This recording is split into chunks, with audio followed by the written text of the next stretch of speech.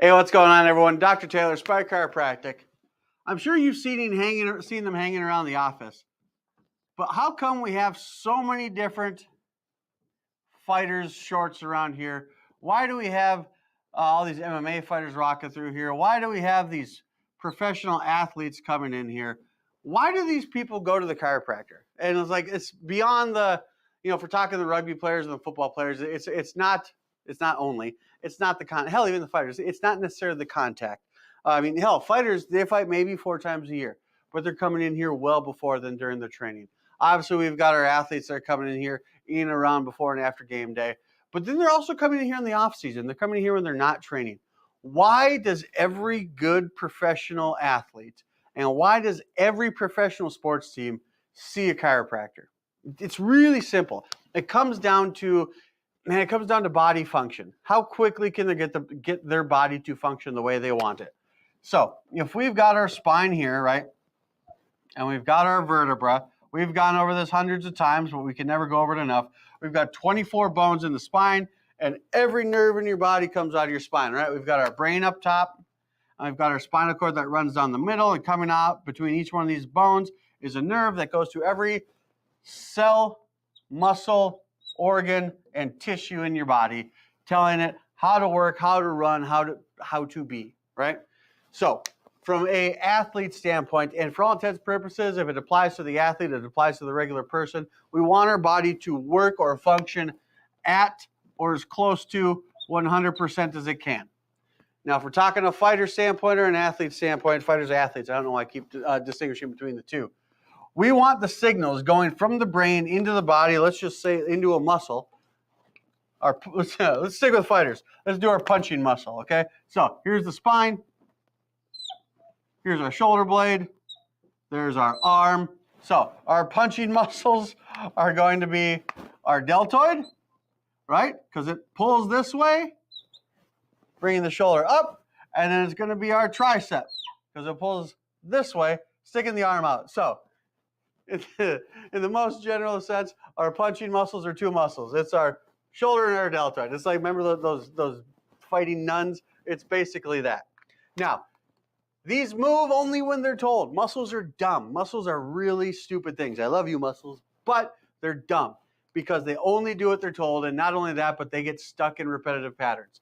How do they do what they're told? The brain tells them to do something. It sends the message down the spinal cord, out the nerve that goes to that muscle, and then here. So from an athlete standpoint, we want that message to get there as fast as possible. So that way the message can be received by the muscle and the muscle can do what it's told, right? So if we've got, let's go here. If we've got a vertebra here, we're looking from behind. And we've got a vertebra here, still looking from behind. You notice one of these things is not like the other. This guy here is all tilted and slammed to the side. Now let's draw the one below it here. This is called a subluxation. Subluxation is a bone that has lost proper juxtaposition with the one above or the one below, causing aberrant nerve signals. So if we've got the spinal cord running down here like this, and we've got these nerves coming out here, just by looking at this wonderful drawing, which nerves do you think are going to carry good messages and which ones do you think will carry decreased messages? That's right. These ones here will carry good messages because they're not impinged upon. These ones here will carry bad messages. Why? Because they're being squeezed. So the message comes from the brain, goes down the spinal cord, out these nerves. Now, if this guy right here is bent, twisted, subluxated, putting pressure on the nerve, that goes to this punching muscle, that punching muscle isn't going to react as fast as the other guys. If this punching muscle here, same thing, is coming out of a nerve that is subluxated, that punching muscle isn't going to work as good as the other guys. And then what happens? Then this guy gets TKO'd because he was subluxated, because his body couldn't communicate with itself, because his brain couldn't send messages that were acted upon fast enough by the body itself due to subluxations, misalignments of the vertebra of the spine. This is why every pro athlete has a chiropractor, or at least every professional team has a chiropractor. This is why every good pro athlete sees a chiropractor, so they can make sure their body is working at or as close to 100% as possible. Now, are you going to go out on the field? Are you going to get into a fight?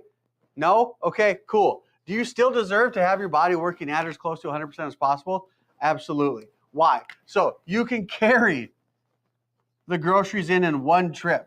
So you can do the yard work that you want to do. So you can play with your kids on the floor and not regret it the next day. You're moving a little stiff, a little sore today. What happened? Got a little rough with the kids. You shouldn't do that. You should play with your kids. You shouldn't feel it the day after. You don't maybe necessarily need to carry the groceries in one trip, but I do. So this is why every professional team has a chiropractor. This is why every elite athlete has a chiropractor. This is why you need to have a chiropractor, because you want your body working at or as close to 100% as you possibly can, so you can live your life to the best, to the fullest, as long as you can, or at least as long as you want to. So if this sounds like something that could help you or help someone you know, give our office a call, walk right through that door. We're ready to help you right here at Aspire Chiropractic when you're ready to be your best, naturally.